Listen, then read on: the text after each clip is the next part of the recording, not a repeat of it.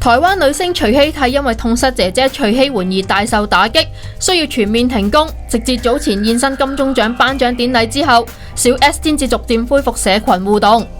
每年嘅除夕，小 S 都會同家人一齊食飯睇煙花迎接新一年，但今年就少咗大 S。雖然係咁，小 S 仍然保留家庭傳統，同徐媽媽喺除夕當晚外出觀賞跨年煙花，並表示每一年的煙火你都會同我們一起看。簡單嘅一句說話，道出對姐姐嘅思念。而從相入邊可以見到，佢哋母女二人眼眶含淚喺雨中擁抱，即刻引嚟唔少網民心痛打氣。此外，日前有眼力嘅網民發現，小 S 分別喺 G-Dragon 嘅相關賬號同埋社交平台下面以英文留言表示，感謝 GD 喺佢低潮時期嗰陣給予力量，令佢勇敢面對世界啊